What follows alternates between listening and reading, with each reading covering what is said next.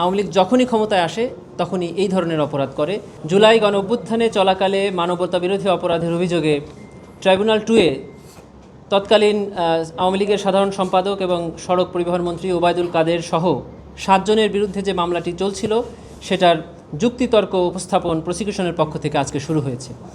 এই মামলায় আপনারা জানেন যে 7 জন আসামি জনাব ওবায়দুল কাদের, বাহাউদ্দিন নাসিম, মোহাম্মদ আলী আরাফাত এবং তৎকালীন যুবলীগের কেন্দ্রীয় সভাপতি শেখ পরশ এবং সম্পাদক নিখিল এবং ছাত্রলীগের তৎকালীন সভাপতি এবং সম্পাদক সাদ্দাম এবং ইনান।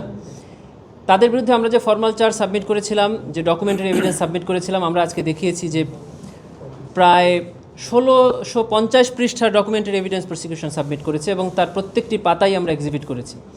আজকে আমরা আর্গুমেন্টের শুরুতেই বলেছি যে জুলাই গণঅভ্যুত্থানে যে মানবতা বিরোধী অপরাধ সংঘটিত হয়েছিল যে এটি একটা সিস্টেম ক্রাইম, এটা সিস্টেম্যাটিকলি এবং ওয়াইড স্প্রেডলি সংঘটিত হয়েছে সারা দেশে। এবং এটা যে আওয়ামী লীগ প্রথম করেছে তা নয়, আওয়ামী লীগ যখনই ক্ষমতায় আসে তখনই এই ধরনের অপরাধ করে, যার পটভূমি হিসাবে আমরা 1972 থেকে 1975 সালের আওয়ামী লীগের শাসনকালের সময় যে ঘটনাগুলো ঘটেছে সেগুলোর তথ্যপত্র আমরা ট্রাইব্যুনালে উপস্থাপন করেছি। আমরা দেখিয়েছি যে 1971 সালে মানুষ যে একটা আকাঙ্ক্ষা নিয়ে দেশটা স্বাধীন করেছিল, সাধারণ মানুষ রাস্তায় নেমে অকাতরে জীবন বিলিয়ে দিয়েছিল, সেই আশাটা 1972 সাল থেকে কিভাবে ভঙ্গ হয়েছিল, কিভাবে ভঙ্গ করেছিল তৎকালীন ক্ষমতাসীন দল। রক্ষী বাহিনী গঠন করে, বাকশাল কায়েম করে এবং তৎকালীন মুক্তিযোদ্ধাদেরকে হত্যা করে এই মানুষের অধিকারগুলোকে নষ্ট করা হয়েছে।